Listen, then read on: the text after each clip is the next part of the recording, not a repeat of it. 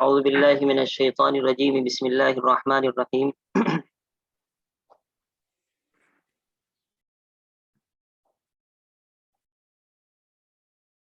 ان تجتنبوا کبائر ما تنہون عنہ نکفر عنکم سیئاتکم وندخلکم مدخلا کریما ولا تتمنوا ما فضل اللہ به بعضکم على بعض للرجال نصیب مما اکتسبوا وللنساء نصیب مما اکتسبن واسألوا اللہ من فضلہ ان اللہ کان بکل شیء علیما۔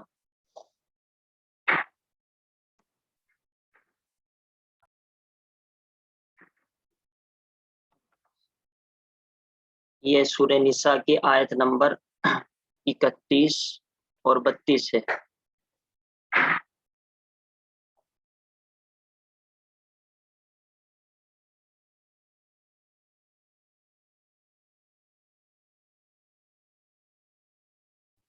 آیت نمبر 31 کا ترجمہ تو یہ ہے کہ جن کاموں سے تم کو منع کیا جاتا ہے ان میں جو بھاری بھاری کام ہیں یعنی بڑے بڑے گناہ ہیں، اگر تم ان سے بچتے رہو تو ہم تمہاری خفیف یعنی چھوٹی ہلکی برائیاں تم سے دور فرما دیں گے اور ہم تم کو ایک معزز جگہ میں داخل کر دیں گے۔ معزز جگہ سے مراد ہے جنت۔ تو خلاصہ اس آیت شریفہ کا یہ ہوا کہ اگر آدمی بڑے گناہوں سے بچے تو اللہ تعالی عبادات کے ذریعے سے اور بڑے گناہوں سے بچنے کی وجہ سے چھوٹے گناہ معاف فرما دیتے ہیں۔ اس کی تفسیر کیا ہے وہ آپ پڑھ لیجئے پہلے، پھر میں دوبارہ ترجمہ کے سے اور زیادہ صحیح کر کے بٹھا دوں گا۔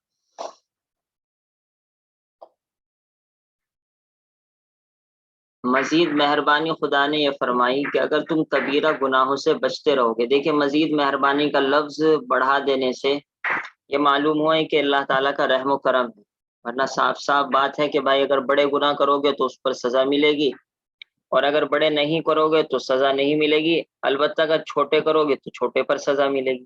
انصاف تو یہی ہے نا کہ آپ نے بڑا نہیں کیا، چلیے بڑی سزا نہیں ملے گی، چھوٹا کیا ہے تو چھوٹی سزا ملے گی، سیدھی سیدھی بات ہی ہونی چاہیے تھی۔ لیکن اللہ تعالیٰ یہ فرما رہے کہ بڑے سے اگر بچو گے تو چھوٹا اللہ تعالیٰ معاف فرما دیں گے۔ مزید مہربانی خدا نے یہ فرمائی کہ اگر تم کبیرہ گناہوں سے بچتے رہو گے اور اعمال حسنہ کرو گے، اعمال حسنہ نیک عمل، اچھے عمل، بشرطے کہ وہ قبول ہو جائیں تو اللہ تعالیٰ تمہارے صغیرہ گناہوں کو بھی معاف فرما دیں گے۔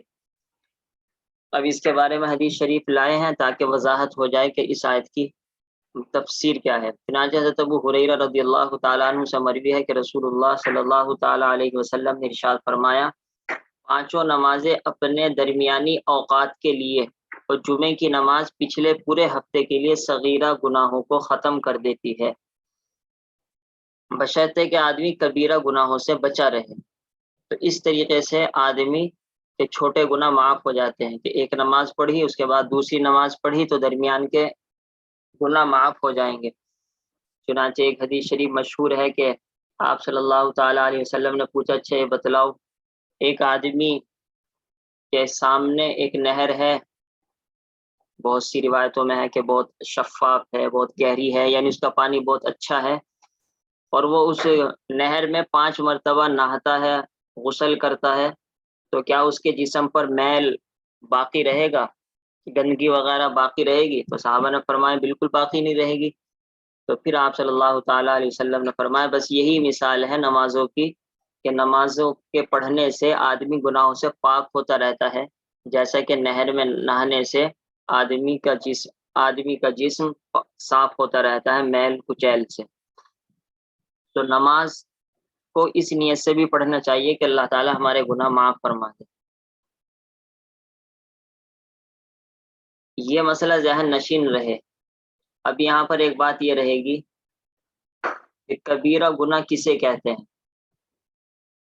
یہ آیا نا حدیث شریف میں کہ کبیرہ گناہ اگر نہیں کرو گے اور صغیرہ تم سے ہو جائے گا تو اللہ تعالیٰ تمہارے صغیرہ معاف فرما دیں گے خود بخود، نیک عمل کی برکت سے اور کبیرہ کے بچنے کی وجہ سے۔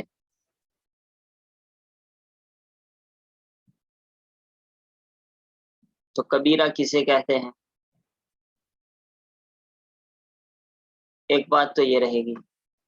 دوسری بات یہ سوال پیدا ہوگا، کیا فرض اور واجب کا چھوڑنا کبیرہ ہے یا فرض اور واجب کا چھوڑنا صغیرہ کہلائے گا؟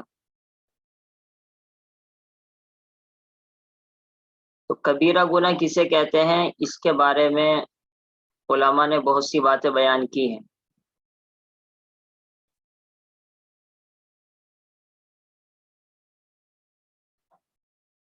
حدیث شریف میں تو یہ آتا ہے، ایک حدیث شریف میں کہ کبیرہ 7 ہیں.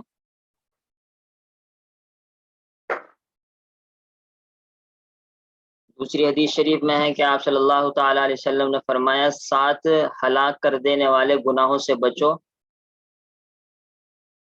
جب صحابی نے پوچھا وہ 7 گناہ کون سے ہیں تو آپ نے فرمایا الشرک باللہ، نمبر 1 اللہ تعالیٰ کے ساتھ کسی کو شریک نہ کراؤ ٹھہراؤ. نمبر 2 وقتل النفس التي حرم اللہ الا بالحق، اور ایسے انسان کو قتل نہ کرو جس کا قتل کرنا تمہارے لیے حرام ہے. والسحر، اور جادو کرانا. نمبر 4 وَأَكْلُ الرِّبَا، سود کھانا. نمبر 5 وَأَكْلُ مال الیتیم، یتیم کا مال کھانا. نمبر 6 وَالتَّوَلِّي یوم الزحف، جہاد کے دن پیٹ پھیر کر بھاگ جانا. نمبر 7 وقذف المحصنات المؤمنات الغافلات، پاکیزہ عورتوں پر تہمت لگانا کہ نعوذ باللہ اس عورت نے کسی مرد کے ساتھ غلط تعلق قائم کیا ہے. اگر یہ کوئی تہمت لگاتا ہے یہ بھی کبیرہ گناہ ہے، ایسا تہمت لگانے والا جہنم میں جائے گا.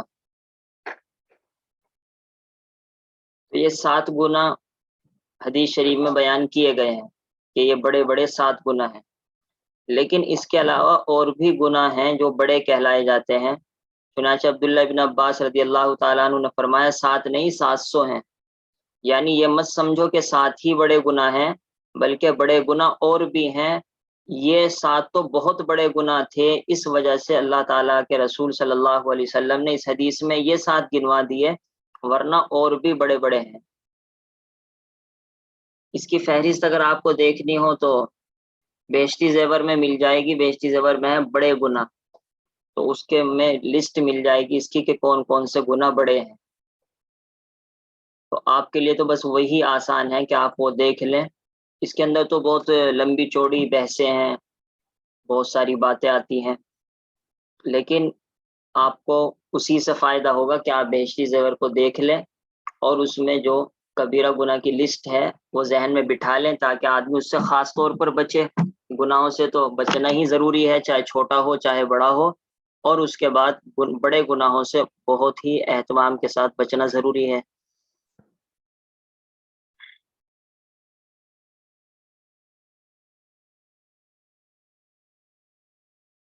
اچھا، دوسری بات یہ ہے کہ فرائض اور واجب یعنی نماز کا چھوڑ دینا، یہ اللہ تعالیٰ نے جو حکم دے رکھا اگر ہم نے اس کو چھوڑ دیا تو یہ چھوٹا گناہ کہلائے گا یا بڑا کہلائے گا؟ تو مفتی شفیع صاحب نے بھی لکھا ہے اور یہاں پر بھی یہ تفسیر میں ہمارے والد صاحب نے لکھا ہے کہ یہ بڑا گناہ کہلاتا ہے. اور یہ مسئلہ ذہن نشین رہے کہ فرائض و واجبات کو چھوڑنا بھی کبیرہ گناہ ہے. یعنی جو اللہ تعالیٰ کا حکم ہے، نماز ہے، روزہ ہے، زکوٰۃ ہے، اس کا چھوڑ دینا، اس کا نہ کرنا، یہ کبیرہ گناہ کہلائے گا. حاصل یہ کہ انسان نے تمام فرائض و واجبات ادا کیے ہوں اور کبیرہ گناہوں سے بچا رہا ہو. ان حالات میں اگر کچھ صغیرہ کہتے ہیں چھوٹے کو، کبیرہ کہتے ہیں بڑے کو، اگر کچھ چھوٹے گناہ ہو گئے ہوں تو وہ معاف ہو جاتے ہیں. ایسے لوگوں کے متعلق اللہ تعالیٰ کا پاک ارشاد ہے کہ ہم ان کو عزت کے ساتھ جنت میں داخلہ نصیب فرمائیں گے.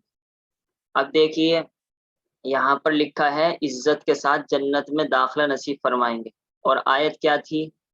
آیت کا ترجمہ جب آپ پڑھیں گے یہ ہے اور ہم تم کو ایک معزز جگہ میں داخل کر دیں گے. اب معزز جگہ کی تفسیر جنت ہے، اور جنت میں کیونکہ عزت کے ساتھ داخل کیا جائے گا اس وجہ سے معزز جگہ جنت کو کہہ دیا گیا. تو اس طریقے سے آپ ترجمے سے تفسیر نکالنے کی اپنی عادت بنائیں، اصل اسی سے آپ کی صلاحیت بنے گی اور اسی سے آپ کے اندر قرآن کریم کو سمجھنے کی صلاحیت پیدا ہوگی. تو یہاں پر ایک بات یہ آتی ہے، جب یہ ذہن میں آ جاتا ہے کہ چھوٹے گناہ تو خود بخود معاف ہو جاتے، تو بعض مرتبہ آدمی چھوٹے گناہ کرنے شروع کر دیتا ہے، یہ شیطانی دھوکہ ہوتا ہے۔ یہ تو نعوذ باللہ ایسا ہی ہے کہ باپ اگر یہ کہے کہ بھائی دیکھو اگر تم مجھ سے زیادہ زبان چلاؤ گے پھر تو میں تمہیں بخشوں گا نہیں، ہاں کبھی کبھار ایک دو غلطی ہو جائے معاف کر دوں گا۔ تو اب کوئی لڑکی کوئی لڑکا اس بات کو کیا گوارا کرے گا کہ ماں باپ کو ایک آدھی بات روزانہ کہتا رہتا ہے؟ وہ کیوں کہ باپ نے کہہ رکھا کہ ایک آدھی بات تو چلو میں درگزر کر دیتا ہوں، لیکن اگر تم روزانہ مجھے ستاؤ گے اور بہت زیادہ باتیں کہو گے پھر میں بخشوں گا نہیں۔ تو کوئی بھی پاگل سے پاگل اولاد اگر ہوگی، اس کے دل میں ماں باپ کی ہلکی سی بھی محبت ہوگی، وہ یہ اس سے یہ مطلب سمجھے گی کہ ہم کوئی بھی غلط بات اپنے ماں باپ کو اور کوئی سخت بات اپنے ماں باپ کو نہ کہیں۔ ہاں اگر ہو گئی پھر تو پھر امید ہی رہتی ہے چلو ابو نے تو پہلے ہی کہہ رکھا تھا کہ ایک دو تو میں معاف کر دیتا ہوں، تو اب یہ معاف کر دیں گے۔ تو اسی طریقے سے اللہ تعالیٰ کا یہ فرمان ہے۔ اب اگر دیکھیں تم کسی استاد سے اگر یہ تفسیر نہیں پڑھو گے اور خود بخود مطلب سمجھنے کی کوشش کرو گے تو یقیناً شیطان آپ کے ذہن میں ڈالے گا چلیے چھوٹے گناہ تو کر لیتے ہیں، اور چھوٹے گناہ سے پہنچا کر وہ بڑے گناہ پر پہنچا دے گا، اور جب بڑے گناہ آدمی کرنے کا عادی ہو جائے گا تو پھر آدمی کو توبہ کی بھی توفیق نہیں ہوتی۔ عام طور پہ جو ڈر ڈر کے جو گناہ ہوتا ہے نا کہ کرنا نہیں چاہتا اور ہو گیا، اسی سے توبہ کی توفیق ہوتی ہے، اور نڈر ہو کر بے خوف ہو کر آدمی جب گناہ کرتا ہے پھر توبہ کی توفیق بھی نہیں ہوتی۔ تو یہ اچھی طریقے سے یاد رکھیں، باپ کے ہلکا سا تھپڑ مارنا نعوذ باللہ یہ چھوٹا نہیں بڑا ہی ہوتا ہے، اور ماں باپ کو ایک بات کہہ دینا چھوٹی نہیں، یہ بڑی ہی ہوتی ہے، اگرچہ وہ ماں باپ معاف کرنے کو کہہ رہے ہیں۔ تو اس طریقے سے اللہ تعالیٰ کی حقیقت کیا ہے، کوئی بھی نافرمانی چھوٹی نہیں بڑی ہوگی، کیونکہ یہ تو دیکھنا چاہیے ہم کس کی نافرمانی کر رہے ہیں، اللہ تعالیٰ کی۔ کیا اللہ تعالیٰ کی نافرمانی چھوٹی نافرمانی کہلائے گی؟ وہ تو اللہ تعالیٰ کا احسان ہے کہ بندے بہکتے رہتے ہیں، چوکتے رہتے ہیں، اس وجہ سے چلو بھائی ان کے چھوٹے چھوٹے تو ہم خود ہی معاف کر دیا کریں گے۔ تو یہ مطلب ہے آیت شریفہ کا، اس کا الٹا مطلب نکال کر شیطان کو موقع نہیں دینا چاہیے۔ اس کے بعد آیت نمبر 33 یہ ہے، اور تم ایسے کسی امر کی تمنا مت کیا کرو۔ امر کہتے ہیں بات کو، چیز، جس میں اللہ تعالیٰ نے بعدوں کو بعدوں پر فوقیت بخشی۔ ابھی آپ کو یہ آیت سمجھ میں نہیں آئے گی جب تک کہ آپ تفسیر نہیں پڑھیں گے، اور میں بھی ابھی نہیں سمجھا رہا ہوں، صرف ترجمہ آپ کے سامنے کر رہا ہوں تاکہ پتہ لگے کہ آیت ہے کیا، اس کے بعد تفسیر پڑھ کے خود بخود اندازہ ہو جائے گا کہ اس میں کیا بیان کیا گیا ہے۔ جس میں اللہ تعالیٰ نے بعدوں کو بعدوں پر یعنی ایک کو دوسرے پر فوقیت یعنی بڑھاوا دیا۔ مردوں کے لیے ان کے اعمال کا حصہ ہے، کیا مطلب؟ عورتوں کے لیے ان کے اعمال کا حصہ ہے، کیا مطلب؟ سب آئے گا تفسیر میں۔ اور اللہ تعالیٰ سے اس کے فضل کی درخواست کیا کرو، بلا شبہ اللہ تعالیٰ ہر چیز کو خوب جانتے ہیں۔ اب سب سے پہلے یہاں پر شان نزول سمجھیے، تب جا کر یہ آیت سمجھ میں آئے گی۔ شان نزول، حضرت ام سلمہ یہی آپ صلی اللہ تعالیٰ علیہ وسلم کی بیوی ہیں، انہیں کو کہتے ہیں ام المؤمنین، ایمان والوں کی ماں۔ سلمہ ان کے بیٹے کا نام ہے کیونکہ دوسری شادی ہوئی تھی ان کی، پہلے بیٹے کا نام سلمہ تھا، اس وجہ سلمہ کی ماں۔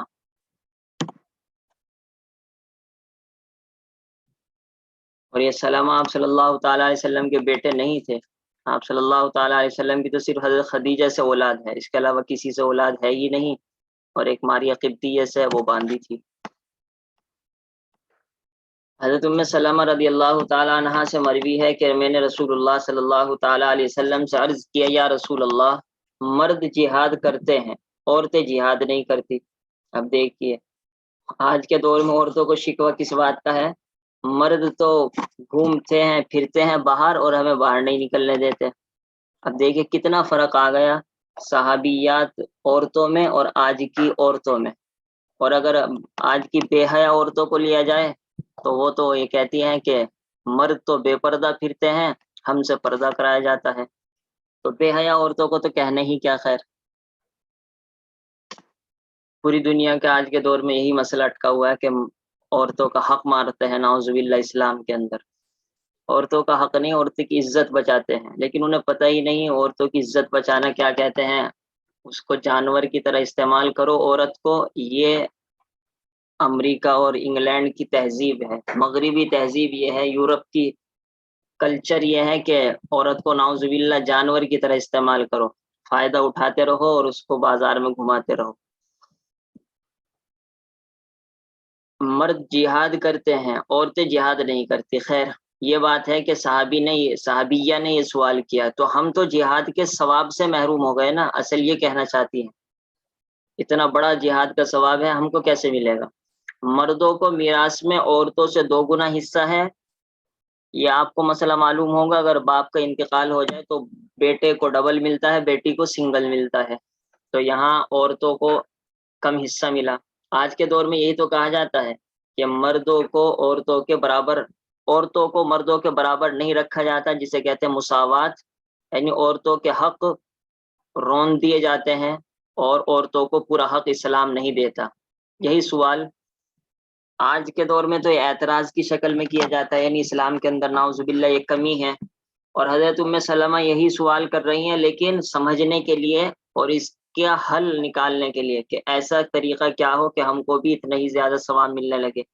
اب اس کو بہت اچھی طریقے سے پڑھنے کی ضرورت ہے کہ اللہ تعالیٰ اس کا کیا جواب دیں گے، کیونکہ اس حضرت ام سلمہ کے سوال کا جواب آپ صلی اللہ تعالی علیہ وسلم سے نہیں دلوایا اللہ تعالیٰ نے. فرمایا اہم سوال ہے، پوری دنیا یہی سوال کرے گی آخر تک، قیامت تک، اور اس بہانے سے عورت کی عزت کو بیچا جائے گا، تو ہم اس کا جواب دیں گے. اگر ہم بھی مرد ہوتی، یعنی حضرت ام سلمہ کہہ رہی ہیں، تو ان کی طرح جہاد بھی کرتی تو ہمیں ثواب ملتا جہاد کا، اور ہمیں بھی میراث میں مردوں کے برابر حصہ ملا کرتا، یعنی ہمیں بھی ڈبل ملتا جیسا کہ مردوں کو بھائیوں کو ڈبل ملتا ہے. اس پر یہ آیت نازل ہوئی. یہ واقعہ سنن ترمذی میں ہے. اس واقعے میں کیا ہے؟ اللہ تعالیٰ نے اس میں ارشاد فرمایا کہ تم کسی ایسی چیز کی تمنا مت کیا کرو جس میں اللہ تعالیٰ نے ایک کو دوسرے پر فضیلت و فوقیت بخشی. یہ سیدھا سیدھا جواب ہے. دیکھیے عورت آپ کو اللہ نے بنایا اور مرد کو مرد اللہ نے بنایا ہے. اب ایک آدمی کیا یہ اچھا لگتا ہے اللہ تعالیٰ پر اعتراض کرے کہ اللہ تعالیٰ تو نے مجھے عورت کیوں بنایا ہے؟ اگر تم مجھ کو مرد بناتے تو میں باہر پھرا کرتی، اگر تم مجھ کو مرد بناتے تو میں جاب کرتی، اگر تم مجھ کو مرد بناتے تو مجھے بھی میراث میں ڈبل حصہ ملتا، اگر تم مجھ کو مرد بناتے تو میں پردہ نہ کیا کرتی. اللہ تو نے مجھے عورت بنا دیا. یہ تو نعوذ باللہ اللہ تعالیٰ کے ساتھ مذاق ہو رہا ہے اور اللہ تعالیٰ کے ساتھ بدتمیزی کے ساتھ پیش آیا جا رہا ہے کہ اللہ تعالیٰ نے تم کو پتہ ہی نہیں کس کو عورت بنانا کس کو مرد بنانا. کچھ کو عورت بنا دیا، کچھ کو مرد بنا دیا. ہم کو بھی مرد بناتے، یا ہم کو مرد اگر نہیں بناتے کم سے کم ہمیں باہر پھرنے کا اجازت دی جائے، ہمیں میراث میں ڈبل ملنا چاہیے. تو دونوں صورتوں میں اللہ تعالیٰ پر اعتراض ہے. اگر یہ مانا جائے کہ ہم عورتیں نہیں ہوتی مرد ہوتے، اس میں بھی اللہ پر اعتراض ہے. اور اگر یہ مانا جائے کہ عورتیں تو ہوتی لیکن ہمیں بھی میراث میں ڈبل حصہ ملا کرتا، ہم بھی بغیر پردے پھرا کرتی، تو ظاہر سی بات ہے میراث میں جو سنگل ملتا ہے وہ بھی اللہ ہی کا حکم ہے، پردے کا حکم بھی اللہ ہی نے قرآن میں دیا ہے. تو اس صورت میں بھی اللہ تعالیٰ پر اعتراض ہے، اللہ تعالیٰ کی بات پر نکتہ چینی کی جا رہی ہے. تو دونوں صورتوں میں یقیناً ایک مسلمان اس بات کو گوارا نہیں کر سکتا. یہ اصل جواب ہوا. حاصل یہ کہ جو کوئی کسی خاص خدا داد فضیلت والا ہے، خدا داد یعنی ایٹومیٹکلی اللہ تعالیٰ کی طرف سے اس کو مل گئی ہے، اس کے برابر پہنچنے کی تمنا مت کرو. تو وہ خدا نے اپنی خاص حکمت و مصلحت کے پیش نظر جس کو بخشی تھی بخش دی، اب اس پر جلن حسد کرنے سے اپنا ہی نقصان ہے. اب عورتیں اگر یہ سوچتی رہیں زندگی بھر ہم مرد ہوتے یوں کرتے تو ظاہر سی بات ہے وہ مرد بننے سے تو رہا، تو وہ بیچاری پوری زندگی یہی پھکتی رہے گی، جلتی رہے گی اور اپنا ہی نقصان کرتی رہے گی. وہ خصوصیت تو حاصل ہونے سے رہی. مثلا عورت یہ تمنا کرے کہ مرد ہوتی، تو ایسی تمنا جو تمہارے ہاتھوں میں نہیں ہے اور جس کا فیصلہ اب نہیں ہو سکتا، ایسی دعا کر کے ایسی تمنا کر کے بے فائدہ ہے. ایسی تمنا مت کرو جو اب نہیں ملے گا تم کو. عورت یہ تمنا کرے کہ مرد ہوتی تو یہ تمنا اس کی لا حاصل کوئی فائدہ حاصل نہیں ہوگا، بے فائدہ ہے. بس اگر کسی کو کسی پر فوقیت حاصل کرنا ہے تو اس کو چاہیے کہ ان اعمال میں خوب کوشش کرے جو کسی کے ساتھ خاص نہیں ہے. یعنی اصل تو عمل پر محنت کرنا ہے. عمل مرد بھی کرتا ہے، عورت بھی کرتی ہے. عورت اگر زیادہ کرے گی تو جنت میں جائے گی، مرد نہیں کرے گا جہنم میں جائے گا. یہ اصل ہے. کیونکہ ان لوگوں کے نظر میں یورپ کلچر کیا ہے؟ بس دنیا ہے، اور دنیا بھی جانوروں والی دنیا. ان کو یہی نہیں پتا ہماری ماں کون ہوتی ہے، ہمارا باپ کون ہوتا ہے. یہ جانوروں والی ہی دنیا تھا. ماں تو معلوم ہوتی ہے، باپ پتہ نہیں ہوتا. یہ جانوروں والی دنیا جو ہے، بس اس وجہ سے ساری قرآن کی آیتوں کا انکار کرتے ہیں اور مسلمانوں کو پریشان کرتے ہیں. ہمارے نظر میں ہے آخرت. اب آخرت میں اگر آپ دیکھیے، ایک مرد ہے نیکی کم کرتا ہے تو وہ جنت میں جائے گا، لیکن عورت اس سے زیادہ نیکی کرتی ہے تو عورت کو جنت میں اس سے زیادہ مرتبہ ملے گا. ایسا نہیں ہے کہ اللہ تعالیٰ یہ کہہ دے تو عورت ہے اس وجہ سے اس کو جنت میں چھوٹا درجہ ملے گا. ایسا نہیں ہے. جنت میں عمل کی بنیاد پر عورت کو یقیناً بڑا درجہ ملے گا. مثلا نماز، روزہ، ہمدردی وغیرہ ان اعمال کو زیادہ سے زیادہ کر کے اللہ کا قرب کہتے ہیں اللہ کے قریب ہونا، اللہ کا قرب حاصل کرے اور اللہ پاک سے ان کا فضل کا طلب کرتا رہے. فضل کا مطلب یعنی اللہ تعالیٰ ہم پر رحم فرما دے، اللہ تعالیٰ ہم کو اور زیادہ عطا فرما دے. اللہ تعالیٰ فضل اور زیادتی بدلے میں اور ثواب میں جنت کی شکل میں عطا فرما دے. حضرت ابن مسعود رضی اللہ تعالیٰ عنہ سے مروی ہے کہ رسول اللہ صلی اللہ علیہ وسلم فرمائے اللہ سے اس کے فضل کی درخواست کرو. اب حدیث شریف میں بھی آ گیا کہ اللہ سے اس کے فضل کی دعا کرنی چاہیے. فضل میں نے بتلا دیا، کہتے ہیں زیادتی کو. اور زیادتی کا مطلب ہے کہ اللہ تعالیٰ جو ہم عمل کر رہے ہیں اس میں بڑھا کر دینا. ظاہر سی بات ہے ہمارے عمل کی کوئی حیثیت ہی نہیں ہے. ہمارا عمل تو نہ تو اس قابل ہے کہ اللہ تعالیٰ کے دربار میں قبول ہو، اور نہ اس قابل ہے کہ ہم اللہ کے دربار میں اس کو پیش کر سکیں. تو بس فضل کی درخواست کریں تاکہ اللہ تعالیٰ بس اپنی طرف سے اس کو قبول بھی فرما لے اور مزید اس پر زیادہ نیکی عطا فرمائے، کیونکہ اللہ کو یہ بہت پسند ہے کہ اس سے مانگا جائے. اب ترجمہ دیکھ لیجئے، میں دوبارہ تفسیر کر دوں گا. اور تم کسی ایسے امر کی تمنا مت کیا کرو جس میں اللہ تعالیٰ نے بعدوں کو بعدوں پر فوقیت بخشی. یعنی سوال کیا تھا کہ ہم مرد ہوتے مثال کے طور پر، یا مرد نہ ہوتے تو عورتیں ہوتی لیکن ہمیں ڈبل حصہ ملتا ہے، ہم بھی جہاد میں جاتی. تو اس کا جواب دیا کہ ایسی بات کہ جب اللہ تعالیٰ نے فیصلہ کر دیا کہ یہ مردوں ہی کو ملے گا، عورتوں کو نہیں ملے گا، تو اب اس بات کی تمنا کرنا، ایک ایسی چیز کی تمنا کرنا جو ہو ہی نہیں سکتا، امپوسیبل ہے اللہ تعالیٰ کے نزدیک، تو بے فائدہ اپنا وقت برباد کرنا ہے. اور یہ بھی یاد رکھیے بہت سے اعمال عورتوں ہی کو ملتے ہیں. مثال کے طور پر ولادت یعنی بچے کی جب پیدائش ہوتی ہے، اتنا ثواب اس وقت ملتا ہے، اتنا ثواب اس وقت ملتا ہے، یعنی پوری ہی اس وقت کی زندگی میں ظاہر سی بات ہے مرد کو وہ نہیں ملتا. تو بہت سے ایسے اعمال ہیں جو عورت ہی کو ملتے ہیں. پردہ کرنے پر عورت کو ثواب ملتا ہے، مرد کو کیا ثواب ملے گا؟ مرد تو آزاد ہو کر پھر رہا ہے. تو پردہ کرنے پر جو عورت کو ثواب ملے گا وہ مرد کو نہیں ملے گا. پاک دامن رہنے پر عورت کو جتنا زیادہ ثواب ملتا ہے، مرد کو اتنا زیادہ ثواب نہیں ملتا. تو ایسے اعمال بھی ہیں جس میں عورت ہی کو ثواب ملتا ہے، مرد کو ثواب نہیں ملتا. تو یہ نہیں ہے کہ بس مردوں ہی کے ایسے عمل ہیں جو صرف مردوں کے اندر پائے جاتے ہیں، عورتوں کے نہیں پائے جاتے. عورتوں کے بھی ایسے بہت سے عمل ہیں کہ جس میں بچے کو پالنے میں یہ ثواب عورت ہی کما سکتے ہیں، مرد نہیں کما سکتا، اس کو موقع ہی نہیں ملے گا اس چیز کا. تو یہ وہ عمل ہے جس میں عورت ہی کو ثواب ملتا ہے. مردوں کے لیے ان کے اعمال کا حصہ ہے اور عورتوں کے لیے ان کے اعمال کا حصہ ہے. یعنی یہ ایک عام قانون بیان کر دیا کہ دیکھیے ہمارے یہاں تو عمل چلتے ہیں، یہ امریکہ اور یورپ اور انگریزی کتے ان کے پیچھے مت چلنا، ان کے یہاں تو دنیا ہے. یہ دنیا میں کہیں گے کہ لڑکی کو باہر نہیں جانے دیتے، لڑکی کو جاب کرنے نہیں دیتے، لڑکی کو برقعے میں گھماتے ہیں، لڑکی پر یہ ہوتا ہے یہ ہوتا ہے. آج کے دور میں تو خاص طور سے یہ چل ہی رہا ہے. تو ان کے نظر میں دنیا ہے، اس وجہ سے یہ سب باتیں کہیں گے. تم اپنا مدار آخرت بناؤ. اعمال کا حصہ تو اللہ تعالیٰ ہی دیں گے نا آخرت میں. اور عورتوں کے لیے ان کے اعمال کا حصہ ہے، تو عمل کی طرف توجہ دیجیے. اصل یہ قرآن کا قانون بیان کر دیا، بس اب یہ آپ ذہن میں بٹھا لیجئے کہ اصل یہ جواب ہے. اور اب اگر ایسا آدمی ہم سے سوال کرے جو قرآن کو نہ مانتا ہو، چلیے بات پہلے پوری کر لیجیے، اور اللہ تعالیٰ سے اس کے فضل کی درخواست کیا کرو. فضل میں بتا چکا ہوں کہ اللہ تعالیٰ سے اور زیادتی مانگی جائے، یعنی ہمارے عمل کچھ نہیں، اللہ تعالیٰ مزید بڑھا کر ثواب دے دیجیے. بلا شبہ اللہ تعالیٰ ہر چیز کو خوب جانتے ہیں، یعنی کون کیسے عمل کرے گا یہ جانتے ہیں، مرد نے زیادہ کی عورت نے زیادہ کی یہ بھی جانتے ہیں، اور کس کو بڑھاوا دیا کس کو نہیں دیا یہ بھی جانتے ہیں، کس کا نقصان ہو رہا ہے کس کا فائدہ ہو رہا ہے یہ بھی جانتے ہیں. تو اللہ تعالیٰ جانتے ہیں، تم زیادہ اپنی عقل مت دوڑاؤ، اللہ نے جو کرنے کے لیے کہا وہ کرو. یہ تو ہے ایک قرآن کا طریقہ، اور اصل ایمان والے کو یہی ماننا چاہیے، زیادہ لوجک اور ریزن کیا کہتے ہیں علت کے اندر نہیں پڑھنا چاہیے.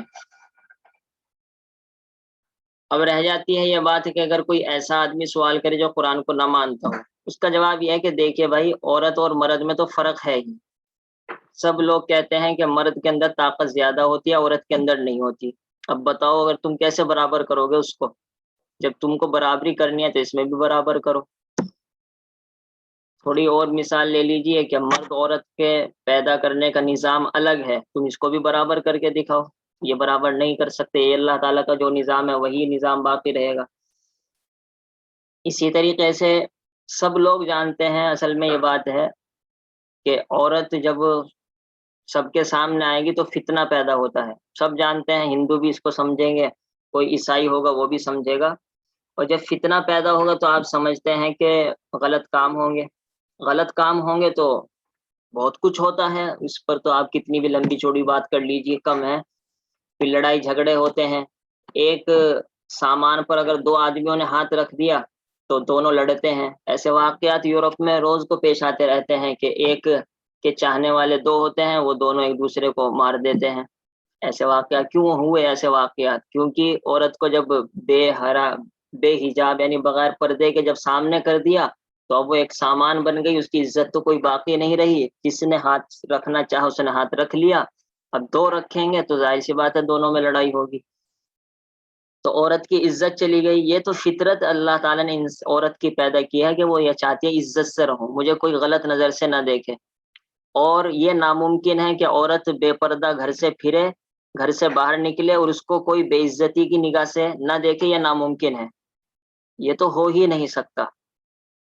یہ تو سارے دنیا کے مرد اس بات پر متفق ہیں، سب یہ کہتے ہیں کہ ایسا ہو ہی نہیں سکتا کہ عورت بے پردہ پھرتی رہے اور اس کو کوئی نہ دیکھے غلط نظر سے. ناممکن ہے، امپوسیبل ہے.